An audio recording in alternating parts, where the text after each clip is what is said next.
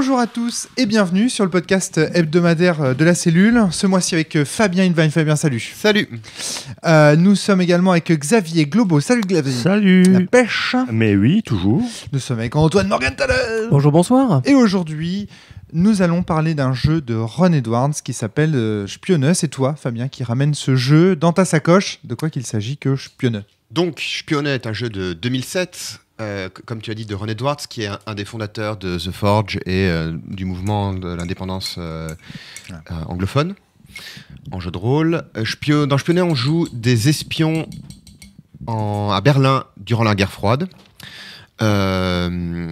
Donc Berlin, pour rappel, est divisé entre Berlin-Ouest et Berlin-Est. Et au fur et à mesure que les décennies se déroulent, le mur de Berlin s'intensifie et puis différentes forces, et y compris des agences d'espionnage, sont présentes dans Berlin pour obtenir différentes infos.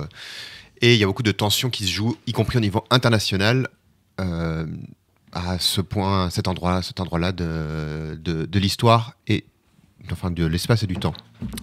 On joue des espions, donc les espions c'est l'exact contraire de James Bond. C'est-à-dire que l'espion de Spione ça veut dire espion en allemand, hein, évidemment. L'espion de Spione n'est pas... Déjà, il n'est pas super compétent comme James Bond. C'est pas un tueur, c'est pas un mec qui va courir dans la neige et tout et qui va sauter en parachute. C'est quelqu'un de parfaitement banal, dont le job est uniquement de récupérer des informations. Il récupère des informations grosso modo par deux moyens. Soit des moyens technologiques, c'est-à-dire qu'il va poser des caméras, des micros, il va récupérer des informations comme ça, il va faire des écoutes téléphoniques. Soit des moyens humains, c'est-à-dire qu'il va faire pression, il va manipuler, il va séduire des gens qui possèdent des informations intéressantes. Je dis manipuler, séduire, tout ça, mais ça peut être moins direct que ça. Ça peut être simplement la personne qui vous connaît au bar et puis depuis 10 ans boit des bières avec vous. Et, vous lui racontez vos soucis dans la boîte et en fait, à travers ces soucis dans la boîte, vous lui fournissez des informations qui peuvent être précieuses. Exactement. Ouais. Ensuite... Contrairement à James Bond, toujours, les personnages ne sont pas le plus souvent de la nationalité du pays pour lequel ils travaillent. C'est-à-dire que c'est pas parce qu'on travaille pour les services secrets britanniques qu'on est britannique. D'accord. Et le plus souvent, la personne qui espionne appartient au pays qui est espionné, ou à la faction qui est espionnée. Ouais. D'accord. Et dernier point...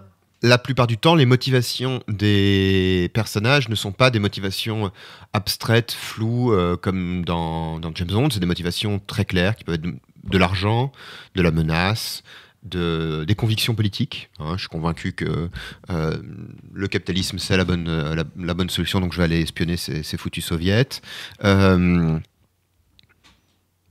L'espion a des convictions personnelles. Il peut avoir des convictions personnelles, ça peut être sa famille qui trempe dans l'histoire, ça peut être... Il peut y avoir plein de raisons pour lesquelles on espionne. D'accord. Voilà.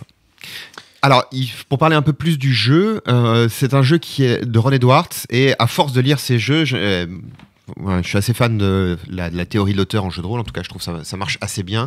Et pour Ron Edwards, on voit apparaître des constantes. Et une constante qui revient souvent chez Ron Edwards, c'est cette... enthousiasme, ce côté très fan pour un sujet qui va développer à fond. Quoi. Ouais. La moitié de Spione, c'est des textes de synthèse qu'il a écrits sur qu'est-ce que c'est qu'un espion, quelles sont les grandes agences d'espionnage qui existent, à quoi ressemble l'histoire. Notamment, qu'est-ce que c'est un espion, c'est très très intéressant. Donc rien que pour ça, ça vaut la peine, je trouve, de lire le bouquin, parce que c'est des histoires qui parfois dépassent complètement la fiction, avec tout un tas de trucs. La forcément, réalité dépasse la fiction. Voilà, et... parce que c'est des personnages qui sont très excentriques, très bizarres, avec des vies souvent assez incroyables. Donc beaucoup restent nécessairement obscurs, y compris aujourd'hui.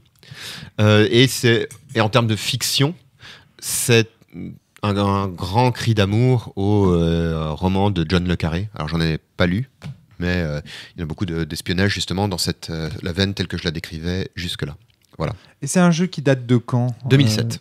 2007, d'accord. Donc 2007. C'est la fin de la Forge. C'est le milieu de la Forge. On est à l'âge d'or de la Forge. Ouais, c'est le milieu de la Forge. Alors, c'est un jeu dans lequel... Non, c'est un jeu aussi qui se prolonge à travers un site internet, c'est-à-dire qu'il y a un site internet sur lequel on peut voir Ron Edwards jouer à espionner avec des amis, et on peut soi-même aller poster des rapports de parties là-bas. D'accord. Ouais. Voilà, donc il y avait tout un tas de trucs qu'il avait développé à ce moment-là. Je trouve que Ron Edwards a ce mérite de souvent pousser assez loin ses réflexions et puis son travail de publication et d'édition. Que dire d'autre ? Qu'est-ce qui vous intéresse encore ? Le système de jeu. Alors, le système de jeu, c'est un système façon Perceval et Caradoc dans Camelot. C'est un peu le système de résolution plus que le système de résolution, voilà, c'est ça. Tichette de 2, Tichette de 3. C'est-à-dire c'est incompréhensible. C'est assez. En fait, on va préciser un peu plus. On joue de 2 à, je dirais, 5 joueurs, peut-être 6 joueurs. Il y a 2 espions. Point. Il y a parmi les joueurs 2 joueurs qui chacun ont un espion, enfin sont le plaid pour l'espion, et les autres jouent ce qu'ils veulent. Ils jouent tout autour, ils jouent les personnages autour, et ils n'ont pas de mission particulière. C'est un jeu sans meneur. C'est un jeu sans meneur, tout à fait. Et en fait, les scènes passent de l'un à l'autre, et chacun raconte une scène, alors éventuellement avec des apports des autres. Et va faire avancer l'histoire de chacun de ces 2 espions. Ces 2 espions sont créés en début de partie de façon très particulière, qui est qu'il y a 2 feuilles. Il y a une feuille qui correspond à la personnalité publique de l'espion, l'identité civile. Donc là, qu'est-ce qu'on avait ? On avait... Alors voilà, ce qu'il faut dire, c'est que tout de suite, c'est que vous venez de terminer la partie, qu'on enregistre donc ce débrief. Donc il ne va pas y avoir de générique, de coupure, de machin. On passe directement au débrief de la partie. Alors, dernier truc, avant qu'on se lance dans la fiction, puisque des gens l'ont demandé et que moi ça m'a quand même assez touché dans la partie. Trigger warning, on va parler de violence physique et de viol. Donc si vous ne voulez pas en entendre parler, voilà. Très bien. Vous savez ce que c'est espionner et puis vous pouvez aller en savoir plus sur le site d'Adept Press, la boîte de Ron Edwards. Ok, très bien. Donc les personnages, pour commencer, puisque tu parlais de la création de personnages, Fabien, est-ce que vous avez quelque chose à dire à ce niveau-là, globaux? Antoine, présenter les personnages. On va présenter les personnages. Et peut-être faire des commentaires sur la façon dont c'est créé. Alors déjà, les personnages, à la base, c'est des prétirés du livre qu'on choisit parmi plusieurs. Alors on peut en créer d'autres dans l'absolu en prenant comme exemple ce qu'il y a, mais là en l'occurrence nous on avait le choix entre 7 ou 8 identités, et on en a choisi du coup une chacun. Alors moi du coup j'étais soit Jürgen Krause ou Renata Krause. J'ai choisi Jürgen d'être un homme, donc j'étais né à Hanovre. La nationalité c'était la République fédérale d'Allemagne, et mon job c'était étudiant à l'université libre. Et j'étais dans la catégorie jeune, parce qu'il y a 2 catégories de personnages, les plus anciens et les plus jeunes, selon si jamais ils sont assez âgés pour être des vétérans de la Seconde Guerre mondiale, ou avoir vécu cette époque-là. C'est un élément important parce qu'il y a beaucoup de factions d'espionnage pour lesquelles, au sein des espions, il y a des générations différentes qui du coup ont des points de vue différents sur les trucs.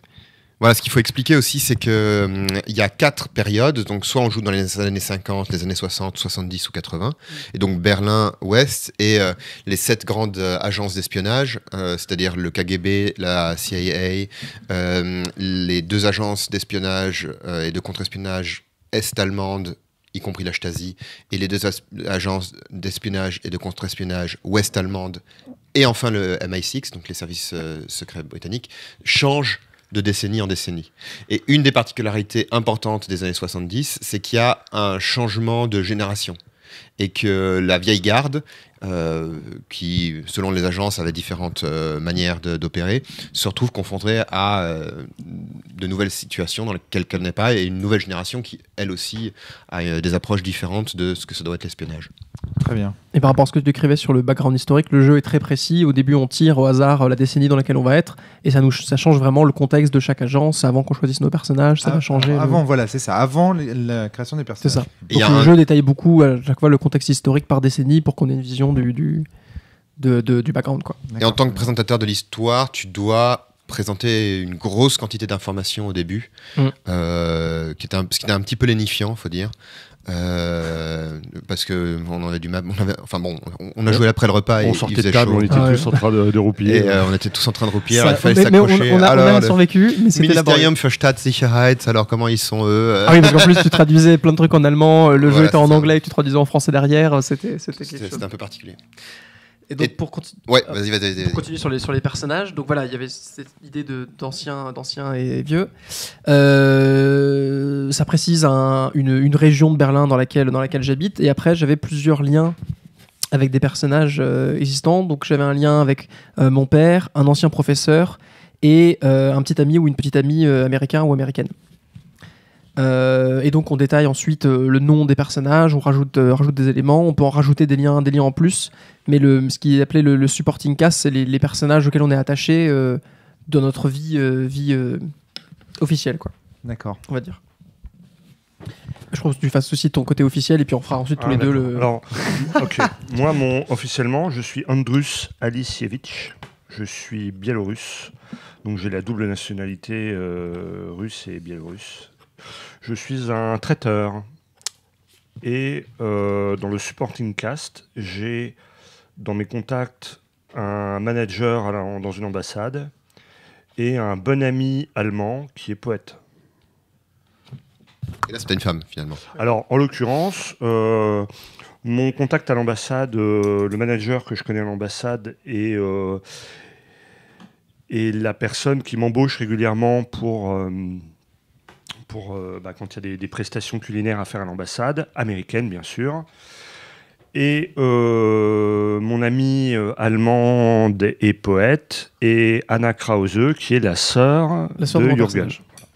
Oui, on a ensuite construit autant que possible avec les relations qu'on a déjà établies en tant que personnage et aussi les relations qu'on a du côté espion, des liens, des recoupements pour que tout ça crée des choses. Et donc, il D'accord, n'y a pas de création de personnage au sens habituel du terme, c'est-à-dire c'est plus qu'il y a des fiches de personnages qui ont été pré-créées et données dans le jeu, avec un certain nombre d'informations.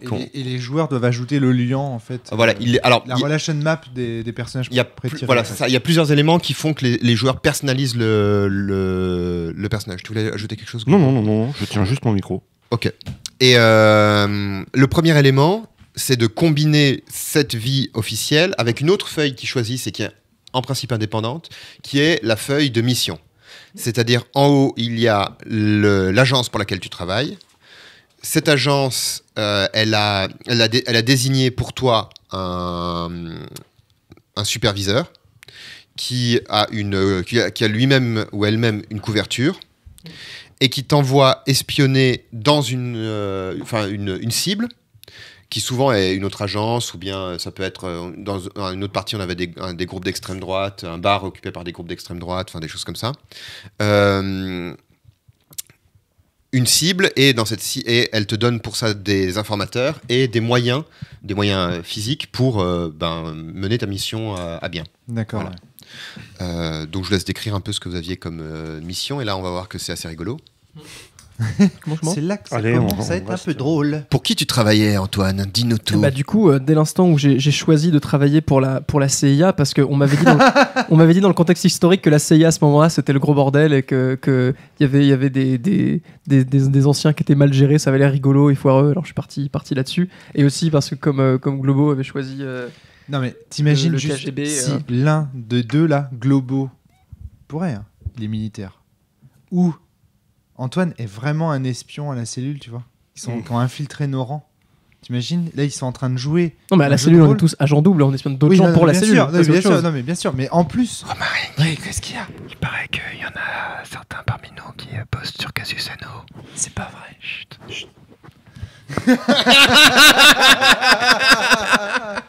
Poursuivons. Donc t'avais choisi la CIA. Voilà, attaché à la CIA. Ça te va bien, ça. Donc j'étais lié à l'ambassade américaine. Celui qui gérait mon opération, c'était Jack Palsey. Un détail important, c'est que j'étais légalement entre guillemets lié à ça. Alors Fabien, tu peux nous rappeler c'est quoi la distinction entre légalement, que l'opération soit légale ou pas? Alors les personnages sont toujours soit légaux ou illégaux. Un espion légal, c'est que si tu te fais attraper ou si ton superviseur se fait attraper, le pays qui t'emploie va dire ok, c'est un des nôtres, on s'est fait prendre et on va négocier, on va le racheter. Donc il y a peu de chances que tu te fasses abattre. En général, tu vas te faire échanger soit contre beaucoup d'argent, soit contre un autre espion, il y a des tractations qui se font. Mais enfin, tu vas passer un sale moment en tôle et ça va aller, quoi. Si tu es un espion illégal, c'est que l'agence qui t'emploie va dire en fait, on ne sait pas qui c'est et tout. Et donc, tu vas être traité simplement comme un traître à ton pays d'origine. Nous nierons toute connaissance. Et je ne sais plus ce que c'est le début de Mission Impossible. Au cas où vous seriez pris ou tué, nous nierons tout lien avec vous. Et là, tu es vraiment dans la mouise parce que c'est soit le peloton d'exécution, soit tu vas en tôle pour l'éternité, quoi. Ou le goulag pour les meilleurs. Voilà. C'est tellement cool. Pas le goulag, hein, mais cette distinction légale-illégale. Donc toi, tu travaillais pour la Morgenthal. Faut que j'arrête. Antoine, tu travaillais pour la CIA et tu devais espionner. Et je devais espionner. Ma cible, ma target, c'était le KGB dans l'ambassade soviétique. Voilà.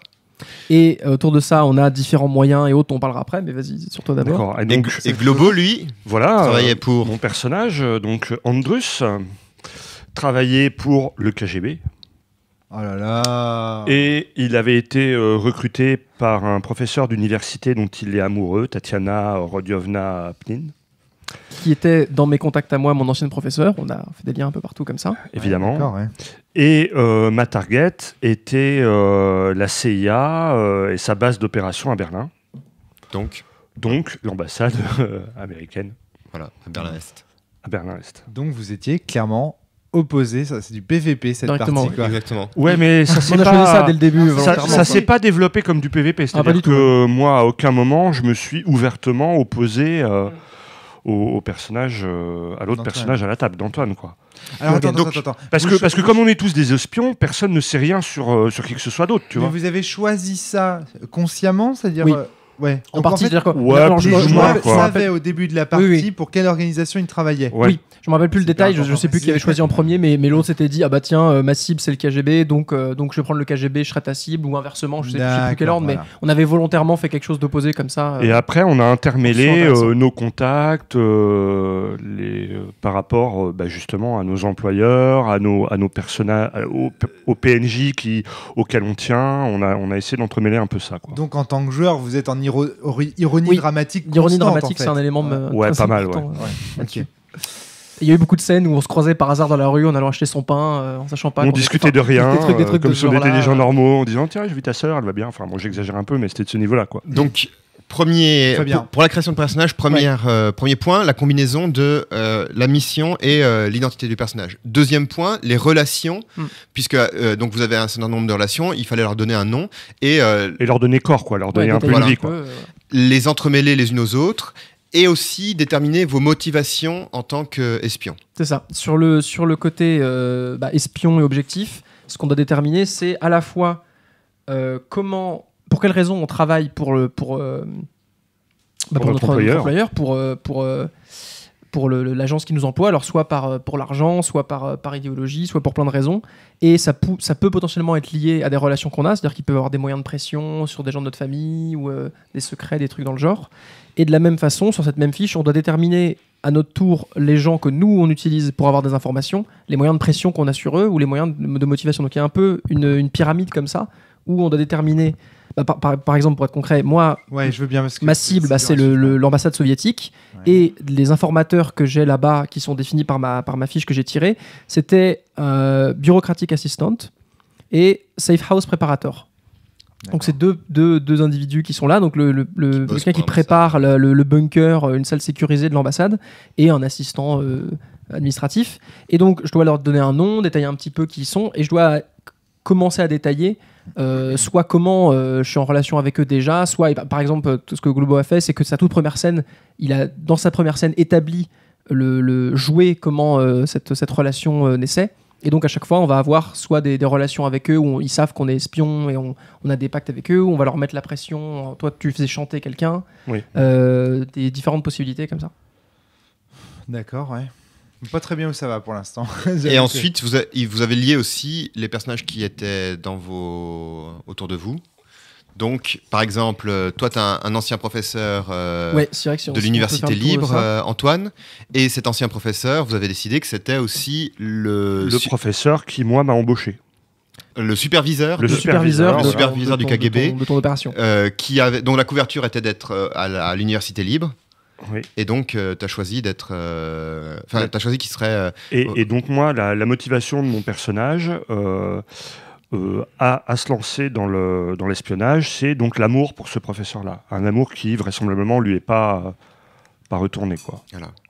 D'accord, ok. Et pour un autre exemple, toi, tu as établi comme un des moyens de pression de ton personnage sur une de tes cibles. Voilà. C'était...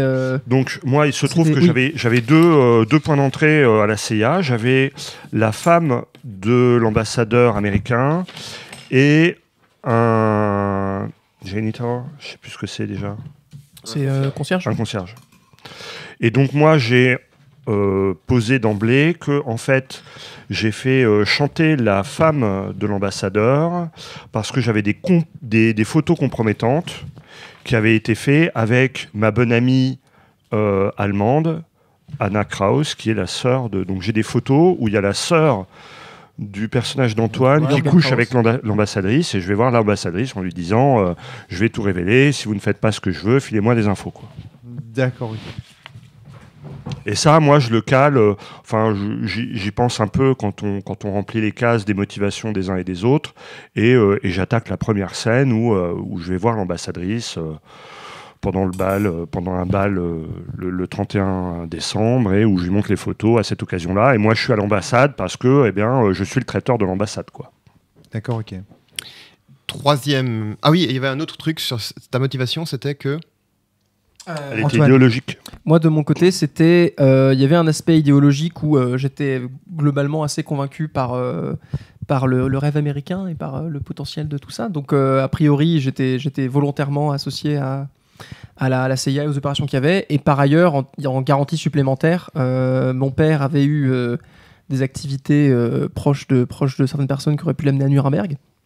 Des choses comme ça. C'était un peu C'était un nazi. Un ancien nazi. Un ancien nazi. Et donc, c'était un peu une pression supplémentaire de la CIA au cas où, en disant qu'ils avaient des éléments sur mon père. Mais en tout cas, au début, je le voyais comme un élément en plus qu'ils avaient comme fair play, mais je participais de bon gré, quoi. D'accord.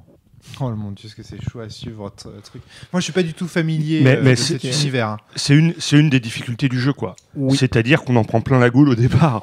Ouais. Entre les différentes organisations, moi, je suis en surcharge comprendre. J'ai essayé de prendre des notes. Nous, c'est pareil. Ok, d'accord, ça me rassure. Parce que là, maintenant, on vous donne la description de tout ça avec le réseau des relations a priori après avoir fait la partie, etc. Donc quand quand on a une bonne vision d'ensemble. Mais au départ, moi, qui est quel PNJ, voilà. Comment il s'appelle, quelle est la. Moi aussi, j'avais du mal. Ça a été très laborieux parce que comme le aussi. Background est très riche et qu'il y a un contexte historique énorme. On se demande tout le temps alors qu'est-ce que je peux mettre en place qui soit cohérent avec ça, qui soit intéressant. Et c'est vrai qu'une des difficultés aussi c'est qu'on sait pas trop. Alors sur le sous-titre du jeu c'est Story Now in Cold War Berlin. Voilà. Et donc du coup il y a on voit assez vite que, notamment parce qu'il y a beaucoup des motivations qui sont liées autour de l'amour, etc. On voit bien que l'idée c'est davantage d'être dans des situations dramatiques, etc. Mais quand même, quand le background du jeu est très très riche, il y a quand même on se demande à quel point il faut le connaître sur le bout des doigts, pouvoir le respecter, pouvoir suivre tout ça. Et il y a un peu un syndrome de à quel point le jeu est pas simulationniste vu l'ampleur de l'univers qu'il présente, ou à quel point on doit pas l'être un petit peu. Et c'est une surcharge, une quantité d'informations à gérer qui est compliqué. Genre des choses à raconter sur la... Et moi, je tiens à dire qu'en fait, il n'y a que 2 fiches de personnages à la table. Donc toi, tu as à peu près les notes que tu as prises sur ton personnage, mais le personnage de l'autre, même si tu as lié 1 ou 2 PNJ ensemble, il y a aussi un certain nombre de PNJ qui ne sont pas liés à toi, que tu n'as pas forcément trop repéré. Et le 3e joueur, lui, en l'occurrence Fabien, il a sous le nez ni l'une ni l'autre, quoi. Qu'est-ce que tu voulais dire, Fabien ? Moi, je suis en surcharge cognitive. J'ai essayé de prendre des notes. Eh ben, Alors, je vais le dire tout de suite finalement. Ah oui. Sur la surcharge cognitive, je pense que cette surcharge cognitive fait en fait vraiment partie du jeu. C'est un vrai élément de jeu. C'est ce que je me suis dit au bout d'un moment. Ouais. C'est un vrai élément de jeu. Alors, c'est moins apparu dans cette partie, mais dans l'autre partie que j'avais déjà joué une fois.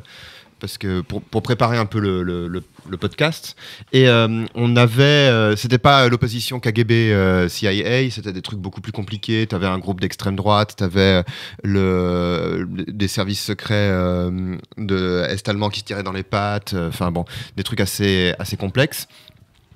Mais cette surcharge cognitive, en fait, elle faisait, et même ici, elle fait vraiment partie du jeu parce que c'est la même surcharge cognitive que ont aussi les espions. C'est-à-dire que quand ils prennent une décision, quand ils choisissent quelque chose, ils sont obligés de penser aux positions de toutes les agences, de tous les gens qui sont autour d'eux et d'anticiper les réactions qu'ils pourraient avoir ou pas.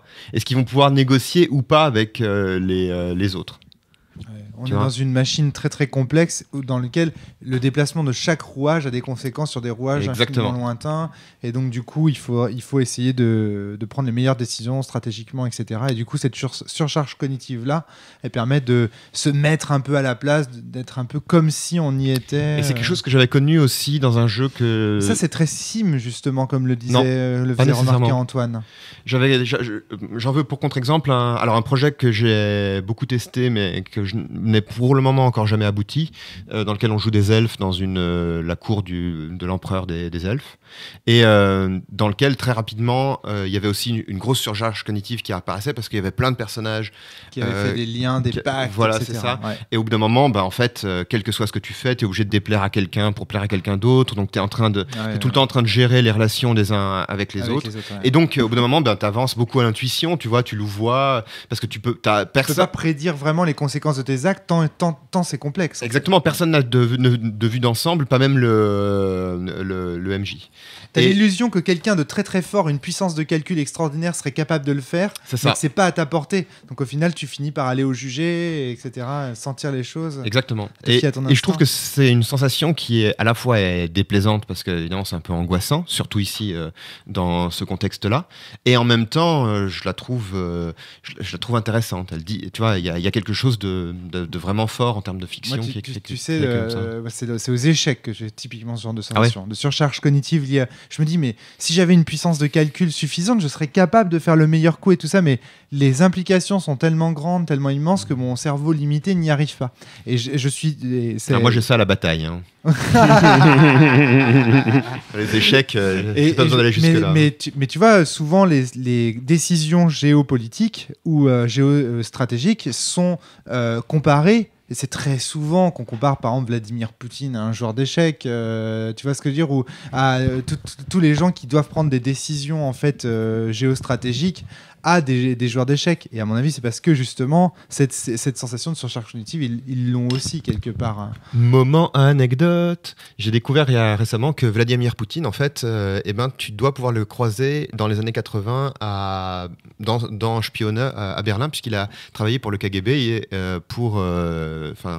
dans les années 80 à Berlin-Est. Donc ça peut être une grosse guest star un peu comme... Exactement, voilà. Ça peut être un PNJ de l'univers. C'était le moment anecdote. Et dernière chose, dans la création de personnages, on tire les deux personnages tirent un sombre secret. Ah oui, alors on y arrive quand même, le narrativisme arrive là. Ça, il faut en parler. Le sombre secret.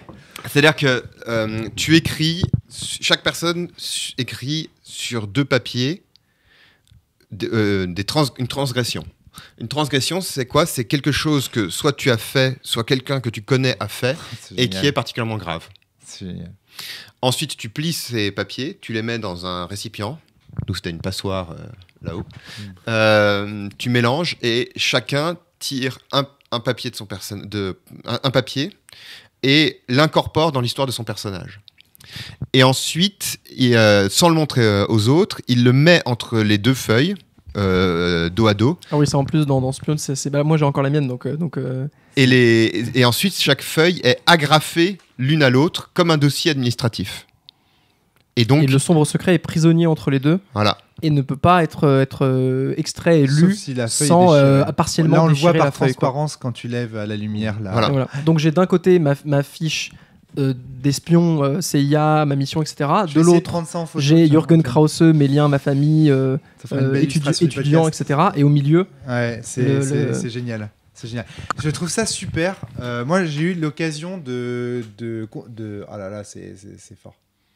J'ai eu l'occasion d'avoir puis il se trouve que dans ma vie personnelle, j'ai eu l'occasion d'avoir des relations avec des gens qui avaient travaillé pour des services, voilà. Et le sombre secret, ce qui est incroyable, c'est que quand on discute en fait avec eux, ces gens sont toujours hantés par quelque chose, effectivement, qu'ils ont fait, une action en fait que l'État en fait leur a demandé de faire et qui les hante vraiment, quoi. Et dont la plupart du temps ils osent pas parler, ou quand même parfois ils peuvent même pas le dire. En fait, pourquoi c'est un sombre secret? Parce qu'en fait l'action est telle qu'ils ne peuvent même pas la confier à leur petit ami. Vous voyez ce que je veux dire? C'est trop grave. Si leur petit ami cesse d'être leur petit ami, la chose ébruitée sera tellement... Ils peuvent pas la confier à un psychologue parce que qui sait? Le psychologue, c'est peut-être, tu vois, c'est peut-être un espion lui aussi. C'est ça. Et donc en fait, ils se retrouvent avec des sentiments, des éléments de leur vie, des choses qu'ils ont vécues, qu'ils ne peuvent à aucun moment, dans quelque cercle que ce soit, verbaliser. Et ça, on sait, toi, Fabien, qui aime beaucoup la psychanalyse, etc., on sait qu'en psychanalyse, c'est un drame, quoi. Parce que par essence, ce qui n'est pas verbalisé, ce qui ne peut être verbalisé, sera de névrose. Exactement, sera psychosomatisé. Et en fait, un espion, c'est quelqu'un en tout cas, dans mon expérience, c'est des gens qui sont travaillés par ça, vraiment, quoi. Et qui doivent lutter en permanence contre leurs sombres secrets. Et tous en ont, forcément. On est tous amenés...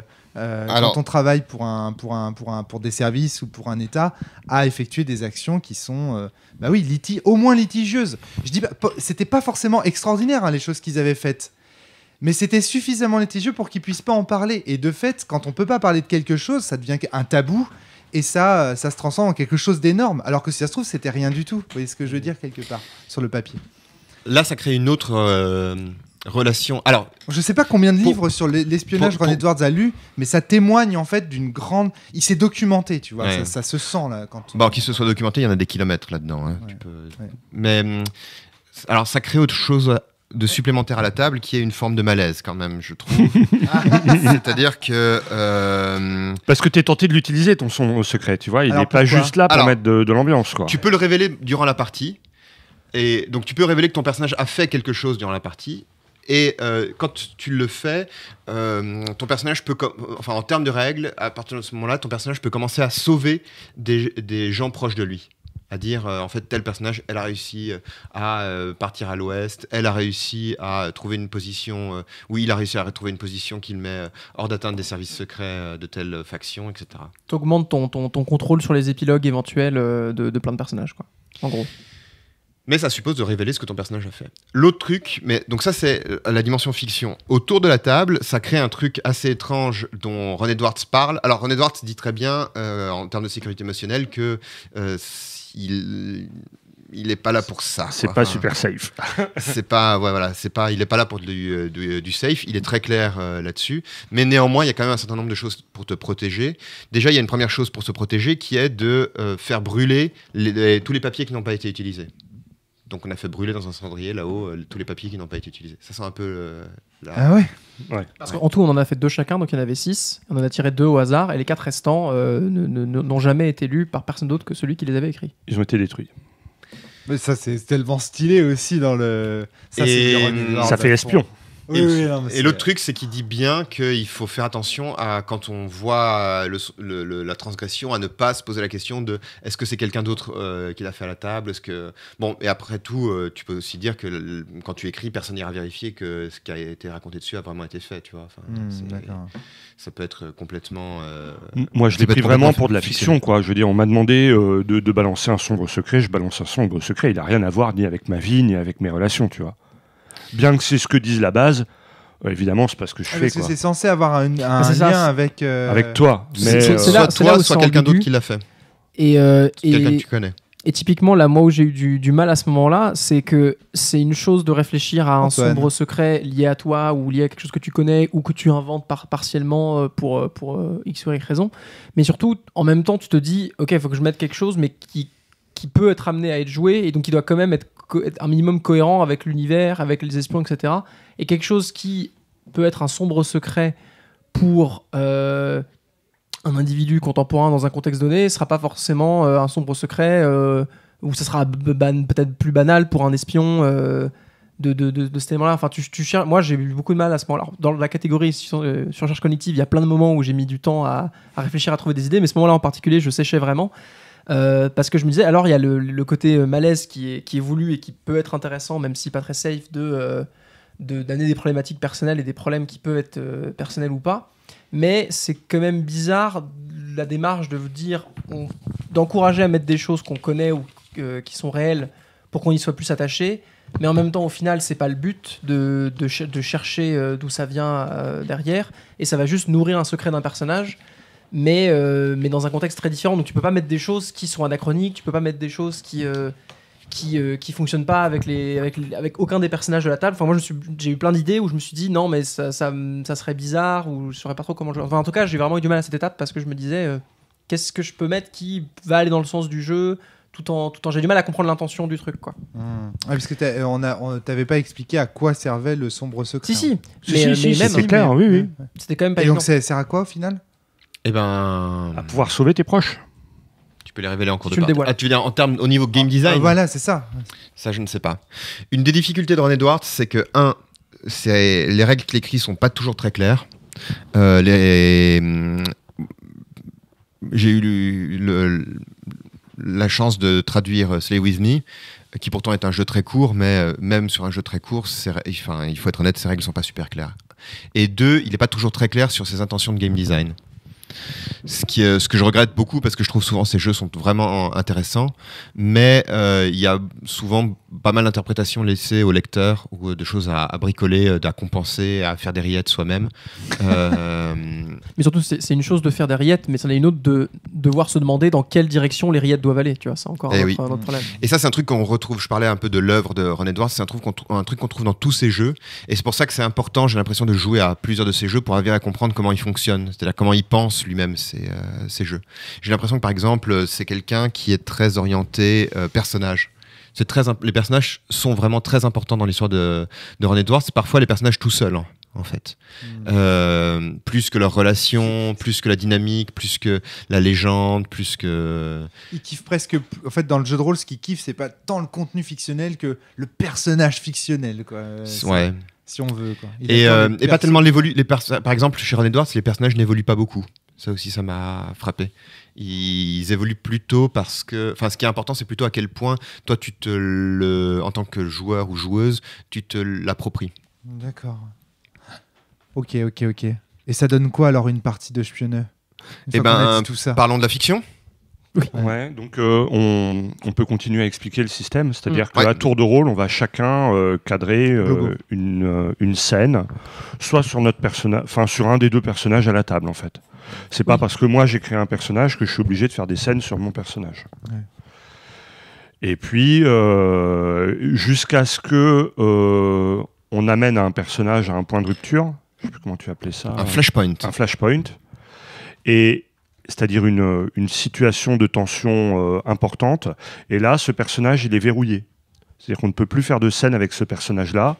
On va continuer à faire des scènes avec l'autre personnage. Et jusqu'à ce qu'on amène le deuxième personnage, lui aussi, à un flashpoint. Et là, après, on va résoudre les flashpoints par le système de résolution. D'accord. Ok. Donc, on commence chacun notre tour à faire des scènes, quoi. Qui peuvent être très courtes, qui peuvent... on s'était posé la question, mais nous, on considérait que c'était possible tout à fait de faire des dialogues, d'intervenir, d'avoir d'autres joueurs qui participent aussi. Qui jouent les rôles des figurants, finalement. Oui, voilà, ouais. Même si une scène, en soi, au début, est cadrée et a lieu. Et lors de... Le tour de parole, les fixes, c'était vraiment Fabien, puis moi, puis Lobo, puis Fabien, etc. Donc on enchaînait comme ça. C'est un tour de jeu, d'accord. Hein. Et effectivement, tant qu'on n'arrive pas à des moments d'enjeux forts. Alors ça restait assez flou, mais dans les faits, on se disait que c'était quand vraiment il y avait On arrive à les reconnaître. Des conséquences fortes. On ne fait pas appel au système de résolution du tout, juste on raconte les scènes les unes après les autres. Quand quelqu'un pointe un pistolet sur toi, au moment où quelqu'un cadre une scène, il a sa seule limite, c'est qu'il pouvait pas immédiatement tuer un personnage ou le mettre en danger majeur ou hors d'état de nuire, etc. Mais quand quelqu'un cadre une scène, il pouvait quand même amener des choses assez fortes. En particulier, il y en avait qu'un notable, mais le joueur qui n'a pas d'espion, comme il est davantage amené à jouer les figurants, etc. Toi, régulièrement, Fabien, t'as amené des situations plus... genre, tu as pu décrire au début d'une scène immédiatement que le personnage c'était quoi ton personnage encore une fois ? C'est Andrus. Donc Andrus trouvait son ami poète, qui était la sœur de mon personnage, blessé très gravement, qui avait été tabassé, battu à mort presque. Et qui était mortellement blessé, paf, au début d'une scène, quoi. Donc... sans l'autorité qu'on a pour décrire des choses est assez forte. Et immense, ouais. Et en fait, ce n'est que quand, à la limite en tant qu'espion, on demande des choses très fortes que va y avoir un flashpoint pour éventuellement voir si on... Alors, c'est pas tellement... Bon, on décrira après, mais le flashpoint, c'est pas tellement une situation de est-ce qu'on va réussir à faire quelque chose ? Parce qu'en fait, dans les scènes qu'on décrit en amont, on peut décrire plein de trucs. On peut décrire les informations qu'on a, on peut décrire un lien qu'on crée avec un informateur, on peut décrire une réussite d'une tentative de chantage, on peut décrire plein de choses. Et c'est vrai que le flashpoint reste assez interprété sur ce qui se passe. Tu as des conseils dans la base pour savoir comment cadrer ces scènes ? Alors, ou c'est très libre ? Pas vraiment, voilà. Mais il y avait quand même une idée très forte dans le jeu. Grosso modo, la dynamique qui se faisait, c'était que les deux espions faisaient avancer leur histoire. Moi, j'ai très rapidement compris qu'il fallait que je leur mette des bâtons dans les roues. Et en particulier, donc, je cherchais comment les autres personnages, les autres PNJ pouvaient réagir pour leur apporter des problèmes. Donc, par exemple, l'exemple qu'a donné Antoine. Et surtout, il y a un concept qui est essentiel dans le jeu, qui est le concept de cold. Le froid, donc le cold, c'est le fait que l'espion est de plus en plus isolé de son superviseur et voire des personnes qui l'entourent. Oh, c'est génial. C'est-à-dire qu'il y a plein de raisons qui expliquent ça. Souvent, c'est le fait que l'agence pour laquelle tu travailles part en vrille parce qu'il y a des conflits politiques, parce qu'il y a des conflits de génération, parce que l'agence devient complètement paranoïaque. Tu te retrouves livré à toi-même. Parce que tu crains que ton superviseur ne soit passé à l'ennemi, par exemple. Ouais. Parce que tu crains que les informations que tu utilises ne vont faire du mal à tes amis, donc tu es obligé d'être méfiant vis-à-vis de ton superviseur. Enfin bon. Et donc que tu es de plus en plus isolé. Ouais. Et ça, c'est quand même quelque chose que j'ai essayé d'utiliser en faisant en sorte de vous aliéner autant que possible vos superviseurs. En fait, il se trouve... Pardon, on revient, tu sais, au principe de Shege, qui dit que si tu génères toi-même une adversité et que tu la résous, eh ben c'est chiant. Dans la foulée. Ouais. Ta propre adversité. Ta propre adversité. Et là, en l'occurrence, je pense que c'est pour ça que c'est intéressant qu'il y ait des joueurs à la table qui n'aient pas de personnage. Parce que toi, dans ton expérience un peu tradie de jeu, tu vas avoir tendance à plaider pour ton personnage. Donc tu vas pas le mettre dans la merde pour refaire une scène derrière où tu l'en sors, quoi. Et c'est pas qu'un truc tradit, hein, c'est même, je pense, dans l'intention du jeu, tu vois. Oui, je pense que c'est dans l'intention du jeu. Je pense qu'il a ça en tête, René Edwards. Le truc, c'est que j'imagine si tu jouais à 2, même dans la configuration qu'on avait là à 3, t'es pas encouragé à aller chercher des noises à l'autre, c'est-à-dire à cadrer une scène dans laquelle tu le mets dans la mouise. T'as plutôt tendance à développer ce qui t'intéresse, ton personnage et tout. Tu vois. Bien sûr. Et t'es d'autant plus pas amené à mettre l'autre dans la mouise qu'on a les problèmes de surcharge cognitive dont on parlait au début, et que René Edwards, il t'aide pas spécialement il t'explique pas vraiment le type de scène que tu dois cadrer, quoi. T'es un peu livré à toi-même, t'es en pleine surcharge cognitive, tu vas pas aller faire chez les autres, quoi. Tu essaies déjà de poser les murs d'une fondation autour de ton personnage pour construire un truc, quoi, comme tu peux. Mais c'est vrai qu'au début, il y avait souvent des problèmes analogues aux problèmes de Shege, qui étaient que quand on met en place les scènes et Et au début un peu plus, où on n'avait pas encore pris cette d'habitude de résistance qui venait beaucoup de Fabien, qui n'avait pas de personnage, bah, du coup souvent tu mets en place quelque chose et tu te retrouves à dialoguer, à pas savoir si tu dois dialoguer avec toi-même, à quel moment tu dois arrêter ton monologue de cadrage de scène pour que quelqu'un intervienne. Et il y avait beaucoup de cas de figure où c'était pas évident de construire quelque chose, comme il n'y a pas à ce stade de système de système qui est impliqué, à part juste on parle et tout peut intervenir. Bah, c'était parfois très, très brumeux de savoir où fallait s'arrêter dans sa scène, jusqu'à quel point décrire, jusqu'à quel point en fait je peux décrire, bah je vais limite je vais à l'ambassade de Russie de nuit, j'espionne avec des jumelles et je me fais pas repérer, tout va bien, genre j'en sais rien. J'ai eu des difficultés avec ça moi au début parfois de se dire de l'ordre du principe de Shege, ouais. Le système à ce moment-là, c'est vas-y raconte des trucs cool sur ta mission quoi. Et j'ai l'impression que dans les jeux de la Forge, tu me corrigeras si je me trompe Fabien, cadrer une scène, c'était très très clair pour eux ce que ça voulait dire. Et il y a beaucoup de jeux de The Forge dans lesquels on dit cadrer une scène. Et pour eux, à cette époque-là, ça devait avoir du sens, vraiment. Il devait y avoir, tu vois, ça devait... ouais, peut-être. Hein. Et aujourd'hui, en fait, on ne sait pas trop parce qu'il y a beaucoup de jeux qui nous aident à cadrer des scènes et qui cadrent des scènes d'un sens donné et qui nous disent comment, en fait, cadrer des scènes. Et à l'époque, c'était juste cadrer une scène, c'était évident, quoi.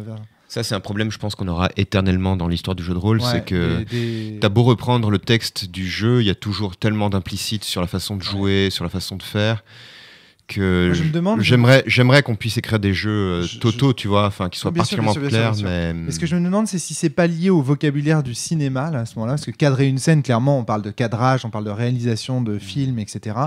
Et donc là, du coup, dans la mesure où Spionneux est un jeu dans lequel on doit jouer des films, en fait, un film d'espionnage, quoi. Tu vois ce que je veux dire ? Cadrer une scène, c'est cadrer une scène à la manière dont le ferait un film d'espionnage. Et ce qui est difficile, c'est que ça va même jusqu'au point où il parle pas exactement de cadrer une scène, il parle de manœuvre dans le texte. Maneuver. D'accord, ok. Ouais. Donc je sais même pas exactement, voilà, je laisserai... Tu es censé mettre en place une situation, mais dans le cadre de cette situation ensuite décrire les manœuvres de ton personnage pour essayer d'avoir des informations, des renseignements, etc. Mais en même temps, tu décris ces trucs-là, mais les choses ne seront réellement cristallisées qu'au moment d'un hotspot, un flashpoint. Il y a j'ai toujours eu la même question en jouant. On y a encore joué hier soir avec Antoine à Slay With Me sur les moves. C'est-à-dire les moves dans Slay With Me, c'est tu racontes une action de ton personnage. Et en fait, il y a aussi une difficulté, que ce soit sur les manœuvres de Spionneux ou les moves de Slay With Me, qui est comment dire, quelle est la longueur que ça doit prendre? Est-ce que c'est un truc du genre mon personnage avance, il arrive dans une pièce, il trouve l'ambassadrice, paf, je te passe la parole? Ou bien est-ce que c'est un truc du genre j'avance là, je vois l'ambassadrice, je parle avec elle, j'obtiens ça et puis ensuite je me barre, vas-y à toi. Quelle est la longueur que j'ai le droit de faire avancer?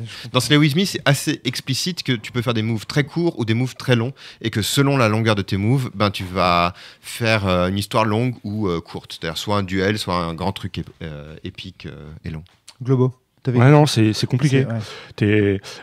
En rappelant qu'à ce moment-là, tu as pris, je sais pas, une petite dizaine de PNJ dans la gueule, les 6 ou 7 à l'avance, etc. T'es déjà fatigué rien qu'à l'exposition de l'univers dans lequel on t'a mis. Et nous, en plus, on a eu la bonne idée de faire ça en début d'après-midi, après un bon repas, bien au chaud. On était tous...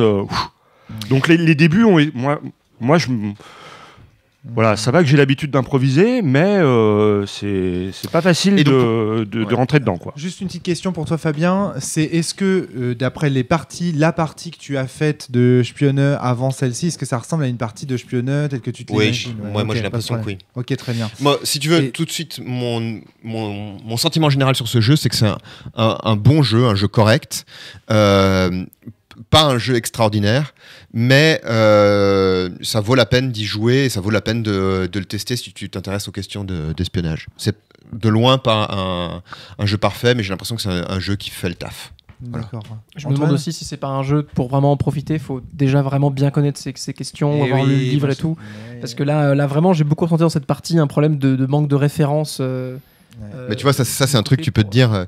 Imagine les gens qui savent pas ce que c'est que le Seigneur des Anneaux ou la fantasy. Je sais bien, et puis on l'a fait jouer à des trucs qui nous semblent tellement évidents. Dans le contexte de quelque chose qui naturellement crée beaucoup de surcharge, ça ajoute encore plus. Tu vois. Alors oui, un système complexe de JR Tradi, c'est pas aussi une autre forme de surcharge, mais ouais. Et ouais, vas-y, Cléo. Alors moi, je vais donner mon avis aussi. Du coup, moi, je dois dire que dans cette partie-là, j'ai passé de vraiment bons moments. Il y a des moments où je me suis carrément fendu la poire, quoi. Mais parce que moi, rigolé, tu t'es mis à rire. Ah oui, j'ai pas pu m'empêcher de rigoler. Ouais. Déjà parce qu'il y a de la tension, et puis parce que moi, j'aime le côté drama des choses. Et il y a des moments, c'était pas piquer des verres, quoi. Et l'ironie dramatique, étrangement. Je les ai même plus forcément en tête, mais je sais que j'ai bien rigolé, que j'ai passé un bon moment. Est-ce que je trouve que c'est un bon jeu ? Moi, je trouve qu'on est trop livré à nous-mêmes pour que ce soit un bon jeu. Tu vois, j'en ai trop chié, quoi. Même si ça a produit des moments qui étaient cool. Mais moi, je me suis pas senti soutenu par l'auteur, pour le coup, quoi. Mais parce que moi j'aime bien le drama, parce qu'il y a de l'ironie dramatique à fond les ballons, ça, on comprend bien, moi j'ai bien rigolé. Okay. Et effectivement, je me souviens plus forcément la fiction des moments où j'ai rigolé. Tu as mis un certain nombre de trigger warnings au début de ce podcast. Pour l'instant, on n'a pas du tout parlé. Mais je veux dire, la fiction avait l'air assez dramatique, assez lourde pour vos personnages, pour les personnages qui les entouraient, etc.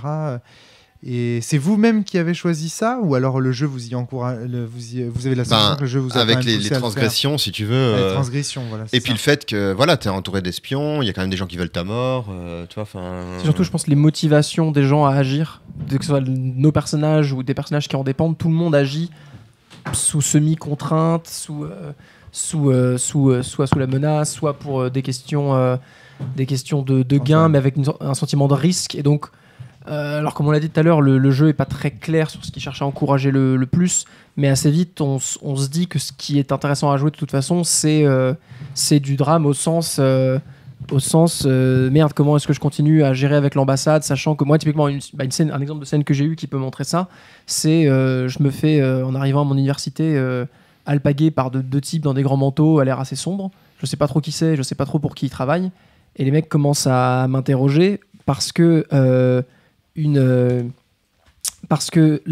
celle qui gérait ton dossier à toi, donc Tatiana Redevnapnin, qui était donc qui gérait une opération pour le KGB, avait été arrêtée, donc il y avait des informations qui commençaient à fuiter là-dessus. Et moi, je travaille pour la CIA, sauf que une part de ma couverture, qui est ma légende, c'est que j'ai un faux background de militant extrême gauche.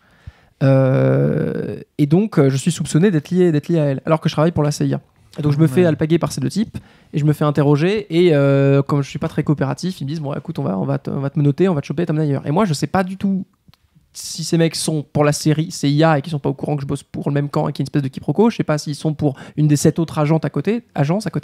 Donc il y a une situation de stress et typiquement ce qu'on décrivait tout à l'heure dans cette espèce de côté en termes de maelstrom, c'est très très difficile parce que tu te dis mais tu sais vraiment, moi vraiment souvent je me dis mais je sais pas quoi faire, parce que quoi que je fasse, les directions dans lesquelles ça peut partir m'échappent tellement en termes de conséquences, en termes de gravité des conséquences. Est-ce que juste je m'enfuis, je me barre en courant, est-ce que je leur dis écoutez, on est peut-être dans le même camp, alors là c'est fini, je me grille complètement. En même temps ça se trouve ces mecs, enfin c'est même pas la police ou des trucs, c'est des mecs qui arrivent dans le bahut. C'est des barbouzes, hein, vraiment. Donc c'est vraiment dans une situation où t'as pas d'informations, tu sais pas quoi en tirer ou quoi en faire, et ça craint. Crépusculaire. Et ça craint. Franchement, ça me fait beaucoup. La description que vous faites du jeu, ça me fait énormément penser à l'Armée des Ombres, le film L'Armée des Ombres. Ça a l'air vraiment. Je connais pas du tout. Ça a l'air d'être une chape de plomb, ce jeu, quoi. C'est un jeu sur la paranoïa des espions, quoi. D'autant plus que t'as jamais vraiment de relation sympa avec les PNJ. T'es toujours dans des relations de pression, quoi. Soit t'exiges quelque chose d'eux, soit eux, ils exigent quelque chose de toi. Y a pas, nous, on n'a pas joué de relations cool, bienveillantes, feel good, sympa. la copine du personnage de Antoine et le papa nazi du personnage d'Antoine. Oui, mais c'était. Mais même ça, c'était glauque, quoi. Oui, parce que de mon côté, j'étais emmerdé à devoir gérer avec ça, à avoir une copine tout en ayant une relation avec un de mes contacts à l'ambassade russe. Voilà. Donc je cachais des choses, c'était quand même compliqué, quoi. Et ton papa nazi, il t'invitait dans des trucs, des groupements néo-nazis auxquels tu as fini par venir assez volontiers, quoi. Parce que j'ai décrit que ça m'arrangeait et que c'est l'un des points où je me demandais si ça allait se retourner contre moi, mais t'as mis de l'adversité plutôt sur d'autres éléments. Donc au final, je bossais pour la CIA, mais quand j'interrogeais un mec de l'ambassade russe, j'avais 2 potes néo-nazis qui venaient le tabasser avec moi pour avoir des infos, tu vois.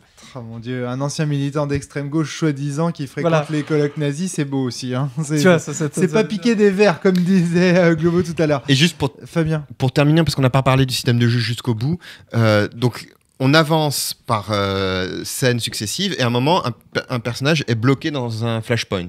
C'est-à-dire qu'il y a un niveau de tension où on se dit, ok, là, il y a quelque chose à résoudre, on est obligé de faire appel au système de résolution. Et donc, à ce moment-là, ce personnage-là est suspendu, on ne peut plus rien raconter sur lui, et on continue à jouer l'histoire de l'autre personnage jusqu'à ce qu'elle aussi arrive à un flashpoint.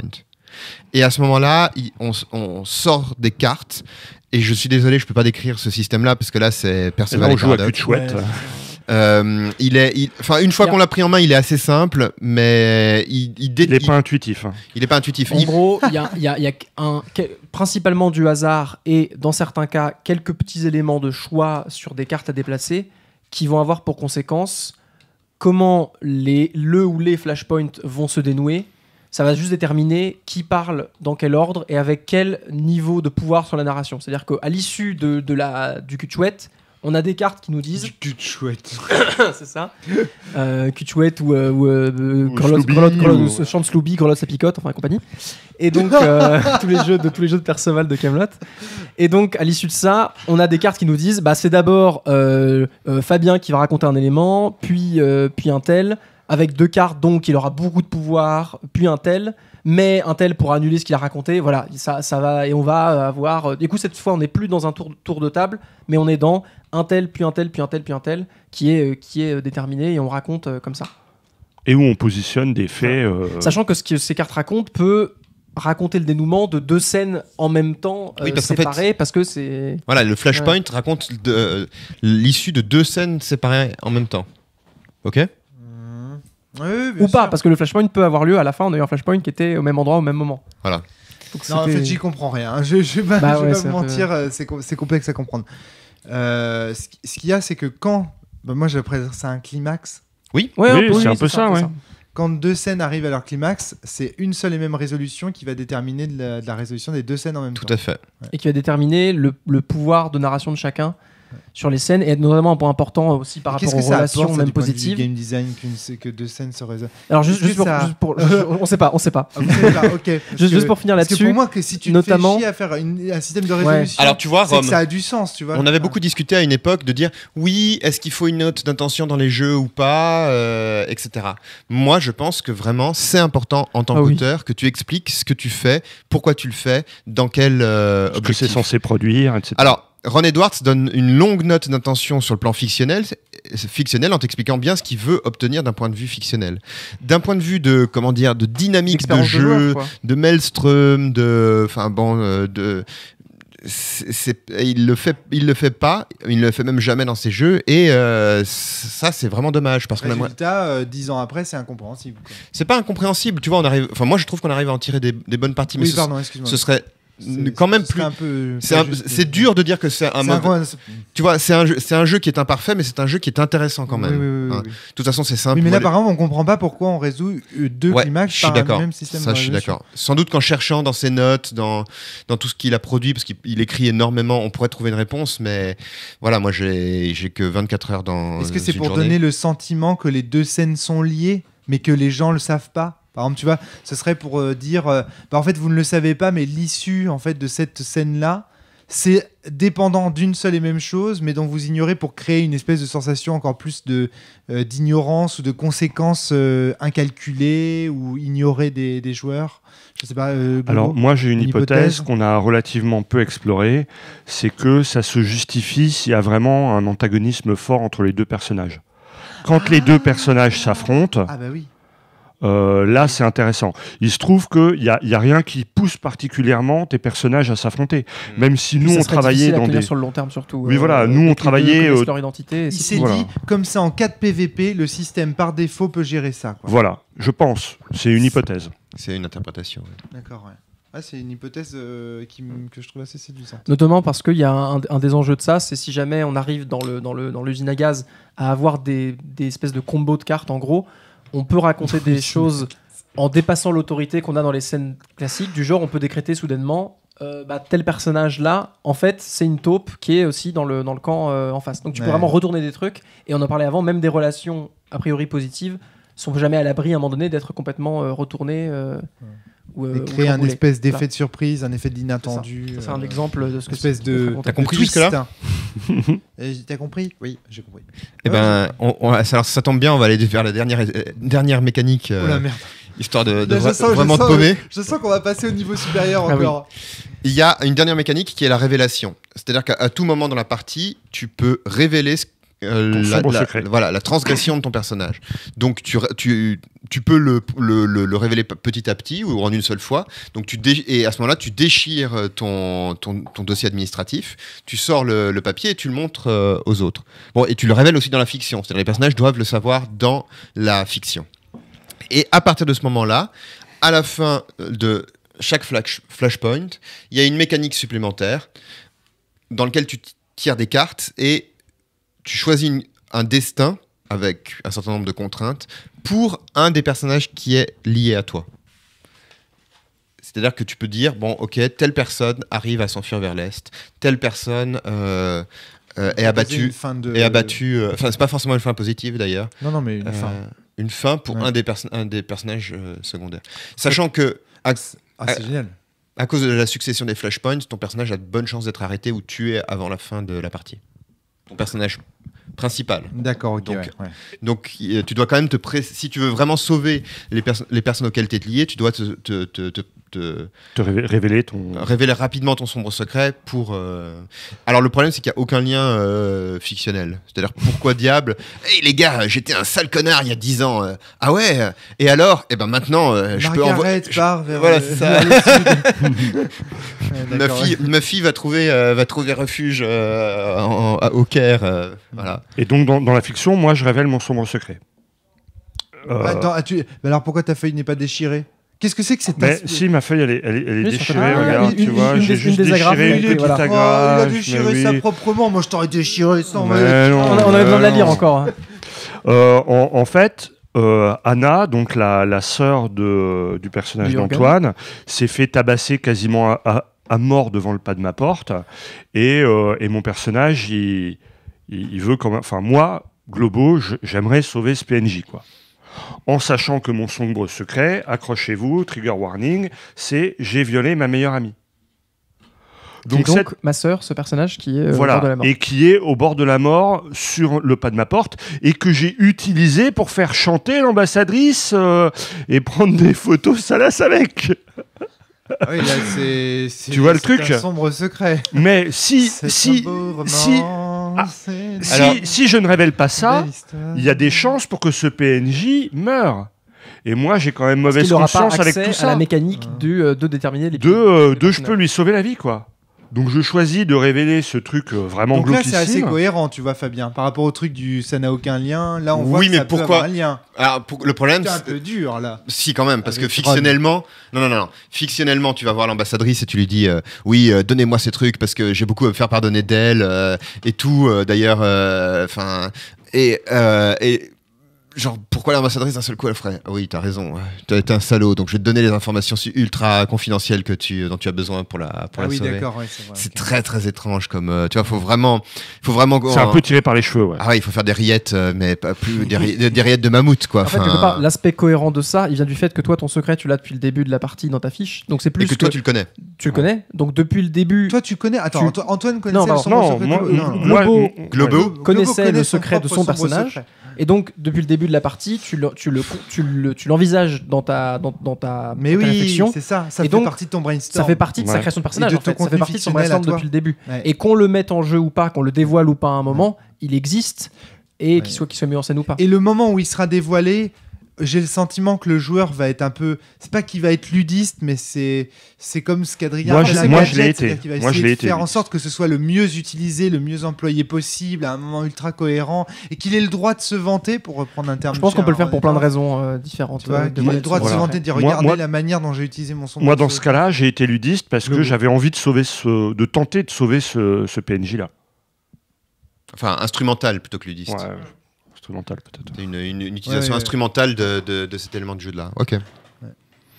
Et donc... Antoine, ton sombre secret, tu ne l'as pas révélé. Et donc il restera éternellement ça. À l'intérieur de la tête d'Antoine. Tout comme les premiers les secrets qu'on n'a pas mis en jeu ont été brûlés, comme durant le cadre de la partie, je n'ai pas ouvert mon dossier administratif, je n'ai pas dévoilé mon secret, il doit rester secret définitivement. C'est-à-dire que même un podcast de la cellule ne peut pas te faire passer aux aveux. Si on respecte les règles du jeu, non. Et voilà. C'était quoi ton sombre secret? Non, le dis pas. Bah, écoute, tu sais garder un secret? Le dis pas. Moi aussi. Ouais, non, c'est okay. Très bien. Et voilà. On ne saura donc pas le sombre secret d'Antoine. Et donc, comme ça, on a fait le tour du fonctionnement du jeu. Sachant que la fin du jeu n'est pas, il y a rien qui c'est une question du début aussi, qui établit quand le jeu va finir. C'est juste à un moment donné quand ça devient plus possible, quoi. Il y a eu des sombres secrets, trop de personnages leur couverture est complètement grillée, il y a plus de moyens d'action. On voit bien que ça mène vers une fin, quoi. Mais par contre, c'est vrai que il y a ton personnage à toi et aller au bout entre guillemets de ses secrets, de se dévoiler pour cet objectif-là. Mais typiquement, le mien en était à un moment encore en transition de fonctionnement. Mais ça pourrait être encore le début de ses aventures, entre guillemets, quoi. C'est-à-dire qu'il y a eu des événements compliqués, mais la fin de la partie peut tout à fait être à un moment donné où le personnage en est à un stade où il dit il s'est passé des trucs, mais le mien c'était vraiment bon. Il y a eu des gros conflits avec mon superviseur, il a failli me tirer dessus. Moi je l'ai engueulé pour savoir où était ma sœur, parce que j'avais compris que c'était des mecs de l'ambassade américaine qui avaient kidnappé ma sœur. Je voulais savoir pourquoi, c'était le gros merdier. Mais ça a fini par on fait table rase et on reprend le boulot, mais sur des bases différentes, quoi. D'accord. Ton bilan à toi, Antoine, sur le jeu?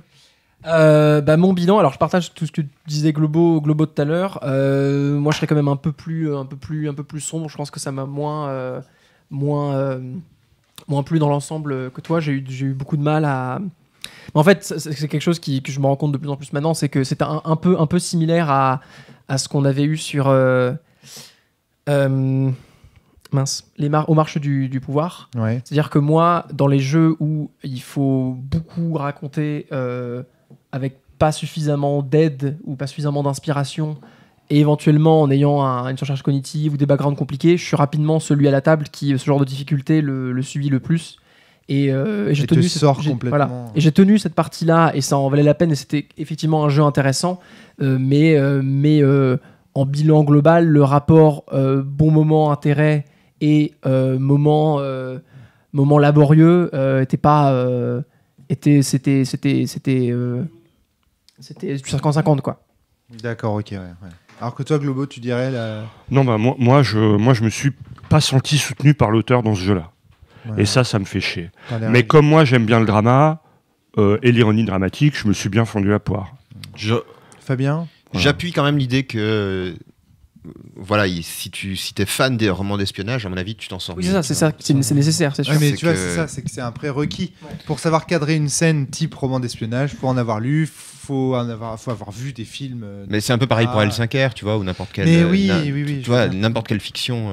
C'est pour ça que je dis que pour moi, le jeu a une espèce d'exigence simulationniste dans un sens quand même, c'est que c'est compliqué d'y jouer efficacement. C'est une vraie difficulté si jamais c'est pas des univers que vous connaissez très bien ou des types de fiction que vous connaissez très bien. Une exigence à comprendre. Et c'est vrai que encore plus, moi ma démarche souvent, alors c'était un peu pareil sur Marche du pouvoir, ma démarche à la cellule, c'est des gens proposent des jeux et si le pitch à la base m'intéresse, je participe avec curiosité.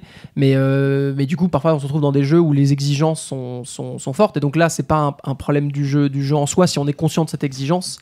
Mais là, pour moi, c'est un jeu où je m'estime pas suffisamment connaisseur du background historique, connaisseur des types de fiction, pour pouvoir imaginer à une vitesse et avec une richesse suffisante pour voilà. Dans ces jeux-là, j'ai très vite un complexe de ça fait la partie intéressante. Voilà, c'est ça. Ça fait 10 secondes que j'ai un blanc et les autres attendent que je parle, machin. Et je suis en difficulté. Alors là, ça s'est passé quand même. Donc j'étais content, mais ça se sentait. Je pense que j'étais. Alors je sais pas si vous de votre côté vous avez senti. Non, moi j'ai pas eu de problème avec. Enfin, moi je comprends que sur ces jeux où il y a beaucoup d'improvisation, il peut y avoir des blancs et il faut laisser le temps aux autres joueurs de prendre leur temps, de réfléchir à ce qu'ils ont envie de dire.